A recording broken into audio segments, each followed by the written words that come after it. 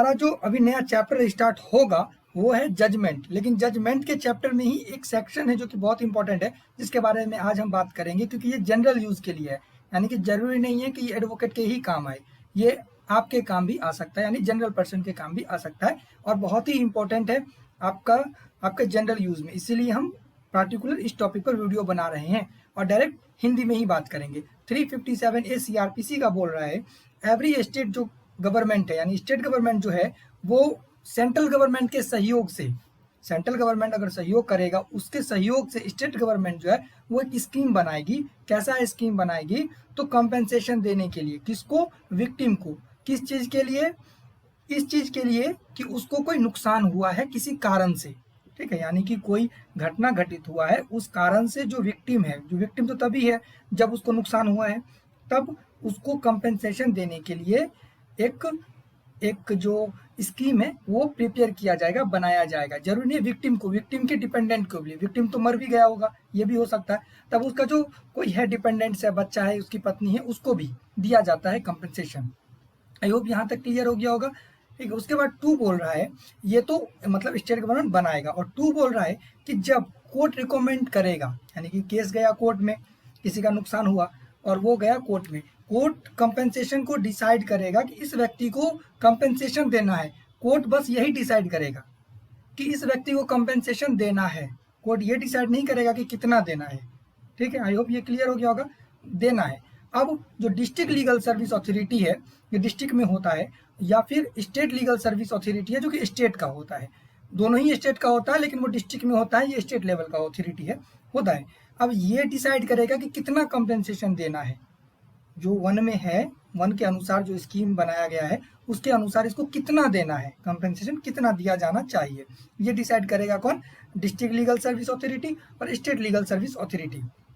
Third बोल रहा है, यदि ट्रायल कोर्ट ये कंक्लूजन आता है और सेटिस्फाइड हो जाता है कि इस व्यक्ति को जो कंपेंसेशन 357 के अंदर दिया गया है वो ठीक नहीं है, मतलब कम है, या मान के चलिए कोर्ट के हिसाब से 10 रुपया देना चाहिए था, लेकिन जो डिस्ट्रिक्ट लीगल सर्विस है वो 5 रुपया दे रहा है, तो फिर कोर्ट क्या करेगा? वो देखेगा कि जो 357 में डिसाइड किया गया है वो ठीक नहीं है, इसको और ज़्यादा मिलना चाहिए, या फिर केस का जो एंड है, यानी कि एक्यूटल हो गया या डिस्चार्ज हो गया। ठीक है, अब एंड और जो विक्टिम है, अब यहाँ पर विक्टिम का मतलब बदल गया है। कैसे बदल गया विक्टिम का मतलब?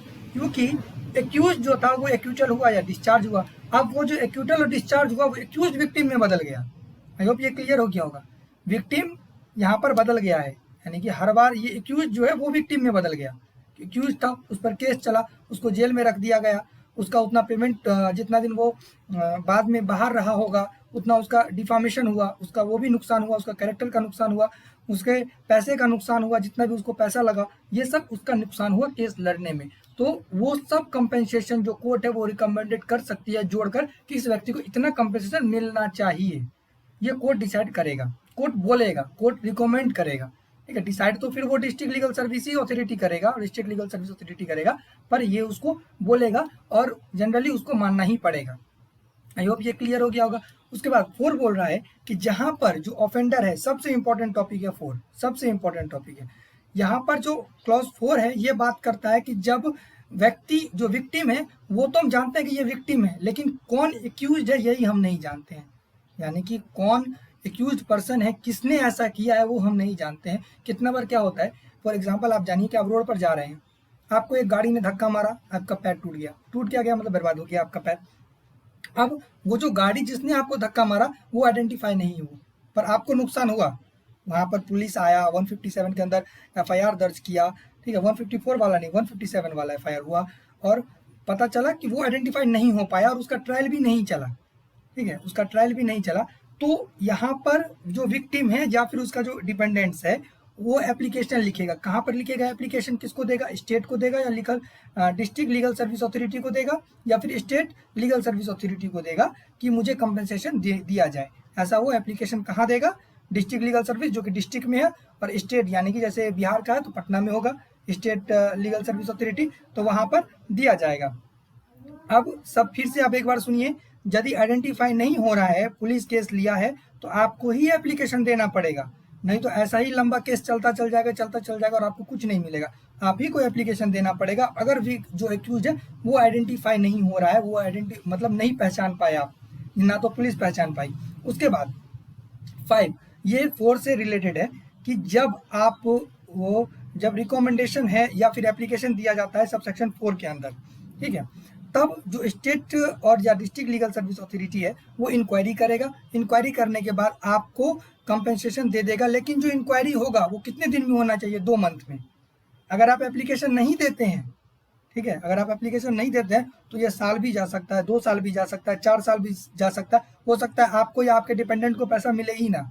लेकिन यदि आप एप्लीकेशन दे देते हैं या फिर कोर्ट रिकमेंडेशन दे देता है, दोनों ही काम में, अगर कोर्ट रिकमेंडेशन करता है तो भी, अगर कोर्ट रिकमेंडेशन नहीं करता है तो आप खुद से ही एप्लीकेशन दे दीजिए कि आइडेंटिफाई तो नहीं हो पाया।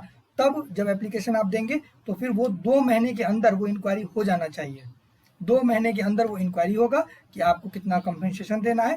2 मंथ के अंदर आपको कंपनसेशन मिल जाएगा, यानी कि विक्टिम को मिल जाएगा, या विक्टिम का हो सकता है विक्टिम मर गया हो तो उसके जो डिपेंडेंट है उनको मिल जाएगा। और 6 बोल रहा है जो स्टेट लीगल सर्विस अथॉरिटी है, स्टेट या लीगल या डिस्ट्रिक्ट जो भी है, जैसा भी केस है, वो फर्स्ट एड, यानी कि जो आप मान के चलिए एक्सीडेंट होता है तो आप कभी ध्यान दीजिएगा कि किसी भी व्यक्ति को उठाकर तुरंत नियरेस्ट अस्पताल में लेकर जाया जाता है तो वहाँ पर उसका फीस नहीं लगता है, यानी कि उसका पैसा नहीं लगता है। और यदि जो ऑफिसर है, जो भी एक मतलब कैसे बताएं आपको, पुलिस जैसे इंस्पेक्टर रैंक से नीचे का, यानी कि जो भी ऑफिसर जो भी थाना का चार्ज में है, जिस थाने में ये घटना हुआ है, वो एक सर्टिफिकेट दे सकता है कि इस व्यक्ति का जो इलाज है वो फ्री में हो, या फिर मजिस्ट्रेट जो है वो भी दे सकता है, जो भी उस एरिया का मजिस्ट्रेट है वो भी दे सकता है। और जो भी तत्कालीन रिलीफ के लिए जो भी उनको सही लगेगा, ठीक है, मजिस्ट्रेट को या फिर जो ऑफिसर पुलिस वाला है और चार्ज में है स्टेशन के, उस रैंक से नीचे वाला नहीं, कांस्टेबल नहीं, ठीक है, कांस्टेबल से ऊपर वाला, यानी कि सब इंस्पेक्टर और इंस्पेक्टर रैंक का जो व्यक्ति है वो ऐसा एक सर्टिफिकेट दे देगा और बोलेगा कि इस व्यक्ति को एक रिलीफ मिलना चाहिए। अब तुरंत एक्सीडेंट हुआ, अब उसका इलाज कराने के लिए तुरंत पैसा नहीं है, तो फर्स्ट एड जो है वो उसको फ्री में दिया जाएगा। हो सकता है आगे का भी बेनिफिट उसको फ्री में दिया जाए अगर मजिस्ट्रेट चाहेगा तो, या फिर वो पुलिस ऑफिसर अगर सर्टिफिकेट देता है तो। मेडिकल या और भी कोई रिलीफ, जैसे गाड़ी का हो गया, एम्बुलेंस हो गया, तो एम्बुलेंस भी वो फ्री में मंगवाएगा। एम्बुलेंस वाला आपसे पैसा नहीं ले सकता, चाहे प्राइवेट हो चाहे कोई भी हो। अगर पुलिस सर्टिफिकेट दिया है तो वो पुलिस का काम है, मजिस्ट्रेट का काम है कि वो कैसे मंगवाएगा। ये एग्जाम्पल था, उस सब का भी आपके पास पैसा नहीं लगेगा। आई होप यहाँ तक क्लियर हो गया होगा। जजमेंट का सबसे इंपॉर्टेंट टॉपिक यही था। हम पूरा जजमेंट चैप्टर ही पढ़ेंगे अब, लेकिन अब उसमें से 357 को एक्सक्लूड कर देंगे।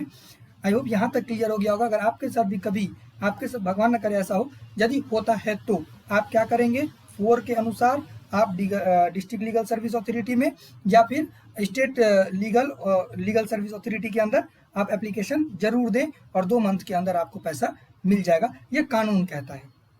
आई होप सब कुछ क्लियर हो गया होगा। जय हिंद। नेक्स्ट में हम जजमेंट पढ़ेंगे, जजमेंट ही खत्म करेंगे पूरा का पूरा।